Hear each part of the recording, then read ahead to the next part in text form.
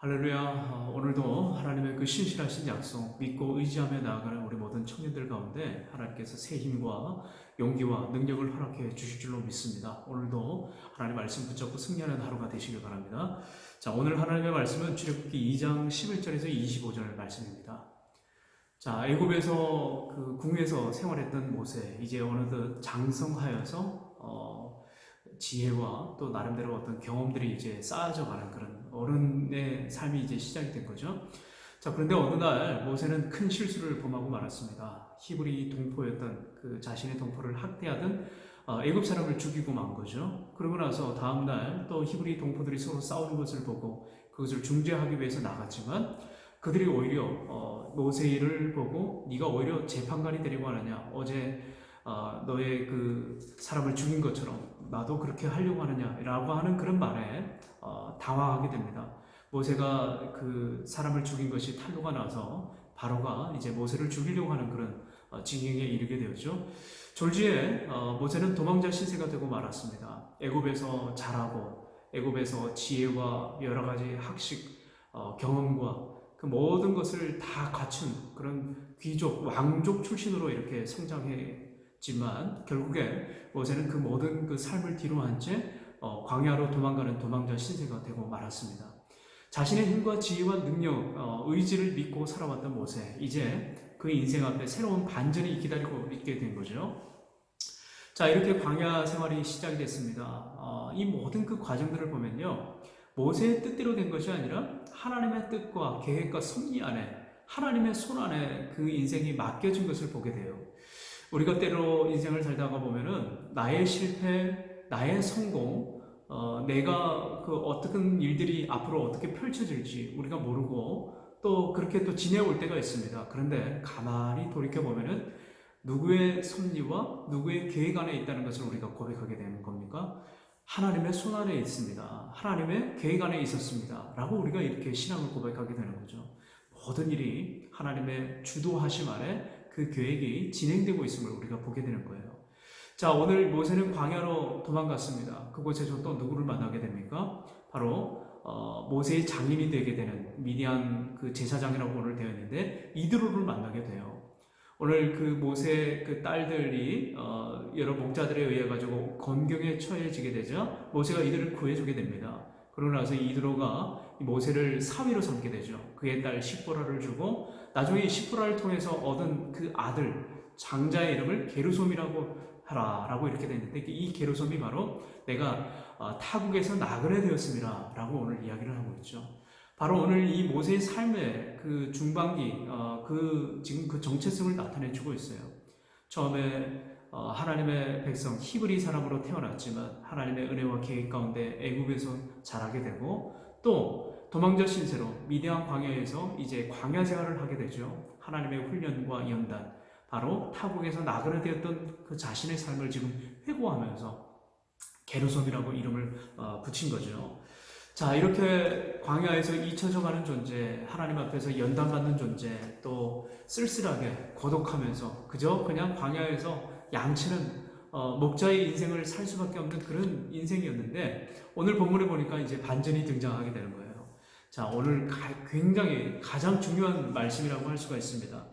23절부터 25절까지인데 여러분 한번 보십시오. 이제 애굽 왕이 죽었습니다. 그런데 죽은 이후에 더 히브리 사람들이 조금 편해져야 되는데 오히려 그러지 못했어요. 더 학대가 더 심해졌습니다. 더 노동이 고되지고 더 폭정이 심각하게 되었죠. 이스라엘 민족들, 히브리 사람들이 큰 고통 가운데 지금 처해져 있는 것을 보게 됩니다. 자, 이스라엘 자손은 고된 노동으로 말미암아 탄식하며 부르짖으니 그 고된 노동으로 말미암아 부르짖는 소리가 하나님께 상달된지라. 그리고 24절 하나님이 그들의 고통 소리를 들으시고 하나님이 아브라함과 이삭과 야곱에게 세운 그의 언약을 기억하사. 25절 말씀입니다.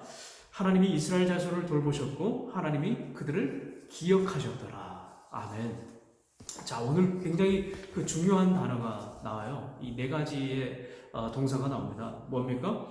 오늘 들으시고 그리고 기억하시고 그 다음에 하나님께서 보시고 헤아리셨다. 이 네 가지예요. 보시고 기억하시고 들으시고 헤아리셨다.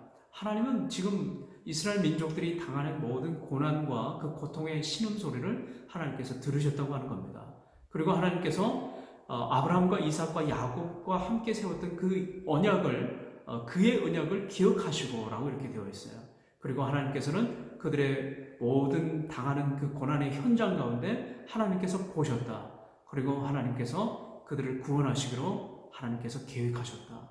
헤아리셨다라고 하는 거예요. 사랑하는 우리 청년 여러분, 오늘 우리의 삶이 지금 아무리 힘들고 어려운 상황 가운데 있다 할지라도 우리가 분명하게 어제 동일하게 여러분들과 나눴던 그 말씀인데 하나님은 보시는 하나님이세요.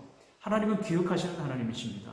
우리의 고통의 신음소리, 우리의 어떤 여러 가지 힘들고 어려운 그 현장 가운데 하나님은 저 멀리서 그냥 모른 척 뒷짐지고 계시는 하나님이 아니시라 우리와 함께 하시고 그 고통 소리를 들으시고 우리를 어떻게 하나님께서 인도해 나가실지 이미 계획하시고 작정하셨다고 하는 거예요. 그러니 사랑하는 청년 여러분, 오늘 우리가 이 말씀을 의지하여 하나님께 기도하시면서 나아가기를 바랍니다. 하나님, 저를 기억하시는 줄 믿습니다. 제 모든 그 고통과 그 신음의 소리, 제가 하나님 앞에 울부짖는 그 탄식과 하나님 아버지 저의 여러 가지 어려움, 아픈 상황까지도 하나님은 헤아리신 줄로 믿습니다.